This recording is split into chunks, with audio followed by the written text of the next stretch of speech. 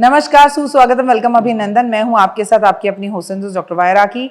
आपका स्वागत अभिनंदन करती हूं आपके, मेरे और माता रानी के इस खूबसूरत से यूट्यूब चैनल पर। कैसा है मेरा ये संसार? दिन दुगनी रात चौगनी, आप तरक्की करें। संतान सप्तमी की बात करेंगे। 30 अगस्त शनिवार का दिन, कर्मों का दिन। इस दिन है संतान सप्तमी। एमपी में ये व्रत रखा जाता है, राजस्थान में ये व्रत रखा जाता है, यूपी में ये व्रत रखा जाता है। होए होए, संतान के लिए, पिता के लिए, संतान की पिता के लिए कभी महिलाएं तीज का व्रत रखती हैं, कभी करवा चौथ का व्रत रखती हैं, कभी अपने बच्चे की तरक्की के लिए व्रत रखती हैं। कितना कुछ करती हैं महिलाएं। तो कभी अगर हस्बैंड का काम ना चल रहा हो, मंगल खराब हो, तो उसके मंगल सही करने के लिए मंगलवार का व्रत रखते हैं। तो महिलाओं को कोटि कोटि प्रणाम है, सुस्वागतम, वेलकम, अभिनंदन। आप देख रहे हैं आपका और मेरा माता रानी का एक खूबसूरत सा यूट्यूब चैनल। स्वागत है आपका। चलिए कार्यक्रम की शुरुआत करते हैं, हमेशा की तरह बिलीव इन कर्मा।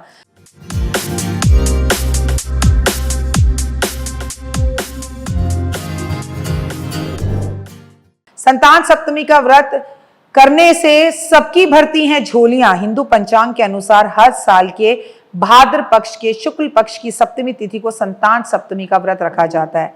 धार्मिक मान्यताओं के अनुसार संतान सप्तमी लंबी आयु, खुशहाली, समृद्धि और अच्छी सेहत की मनोकामनाओं के साथ संतान सप्तमी का व्रत रखा जाता है, और जो कि आपको लाभ देता है, आपकी संतान को लाभ देता है। संतान नहीं है तो रखो, संतान है तो उसकी अच्छी कामना के लिए, उसके अच्छे भविष्य के लिए रखिए। इस दिन शिव और माता पार्वती की विशेष पूजा की जाती है, आराधना की जाती है। ये व्रत पुरुष और महिलाएं दोनों ही रख सकते हैं, लेकिन पुरुष रखे ना रखें, महिलाएं जरूर रखें।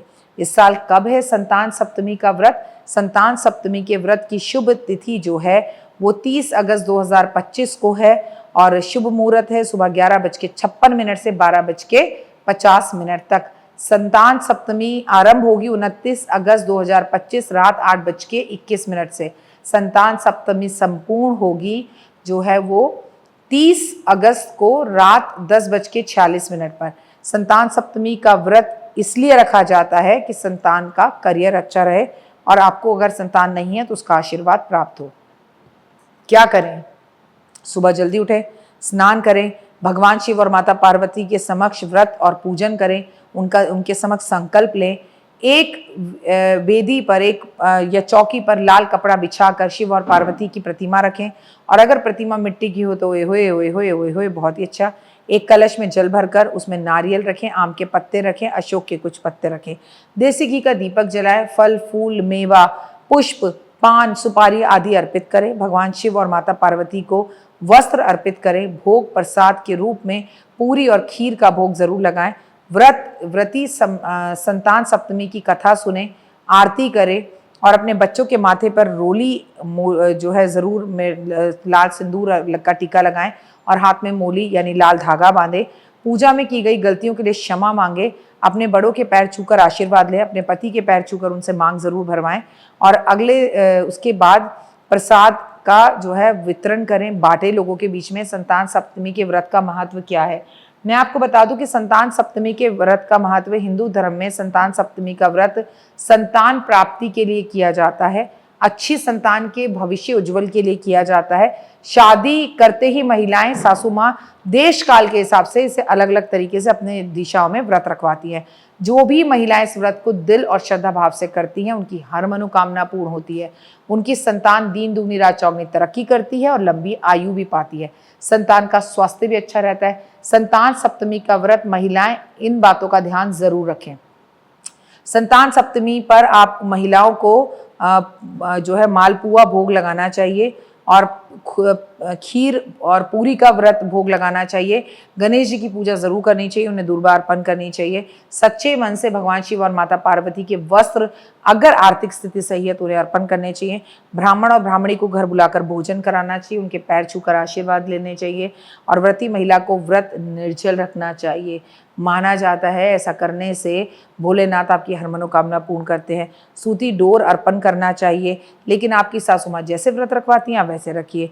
इस डोर को महिला को अपने गले में पहनना चाहिए, जो कि वही व्रती महिला गुड़ से बनी हुई 7 पूरियों का भोग भगवान को लगाती है, और फिर वो पूरी खुद भी खाते हैं कई जगहों पर और कई जगह गाय को दे दी जाती है। इससे तरक्की के रास्ते खुलते हैं। इस दिन महिलाओं को सूर्य को अर्घ जरूर देना चाहिए। 21 बेलपत्र शिव और पार्वती पर अर्पण जरूर करने चाहिए और आपको इस दिन माँ पार्वती को नारियल भी अर्पण करना चाहिए, माँ को सिंदूर भी अर्पण करना चाहिए। अपने बच्चों को लेके मंदिर जरूर जाना चाहिए। संतान सप्तमी के व्रत में क्या ना करें? संतान सप्तमी के व्रत में क्रोध बिल्कुल ना करें, तामसिक भोजन बिल्कुल ना करें, ईर्ष्या ना करें, दूसरे के घर का भोजन ना करें, आलस ना करें, निंदा ना करें, बुराई ना करें, मांस मदिरा का सेवन बिल्कुल ना करें। संतान सप्तमी के दिन कुछ भी बुरा लग रहा है तो आपको चुप रहना चाहिए। आलस का दिन नहीं है, ये दिन है पुण्य दान करने का, अपनी झोली भरने का।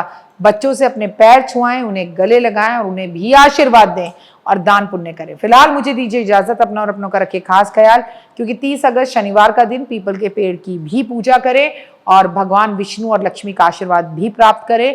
और आज अपने बच्चों से पीपल के पेड़ पर, अगर वो बड़े हैं तो सरसों के तेल का 4 मुखी दिया जलवाए और छोटे हैं तो दिया आप ही जलाए। ओए होए, जय माता दी। जीवन में है समस्या, नहीं मिल रहा तकलीफों से छुटकारा, नहीं मिल रही मनचाही नौकरी, टूट गया है विश्वास, सांस से आपकी बिल्कुल नहीं बनती और खत्म हो गई है आस, भगवान से आपका विश्वास उठ चुका है। टैरो के 78 कार्ड खोलेंगे भविष्य का राज। सरकारी नौकरी से हैं आप कोसों दूर, कुंडली जगाएगी कुंडली जागरण, कुंडली बताएगी आपका भविष्य। ऊपर से ये जादुई हवाएं, ऊपरी हवाएं, जादू टोना तंत्र विद्याएं, पति पत्नी और वो, करना होगा खुद पर विश्वास। दीजिए मुझे भी एक मौका, अपनी कुंडली दिखाइए, टैरो कराइए, लेकिन अपनी जिंदगी को जल्द बदलवाइए। मैं हूं डॉक्टर वाई राखी, आप मुझसे बात कीजिए, फ़ोन कीजिए, अपॉइंटमेंट लीजिए, आपकी ज़िंदगी के अंदर आएगा ज़बरदस्त बदलाव।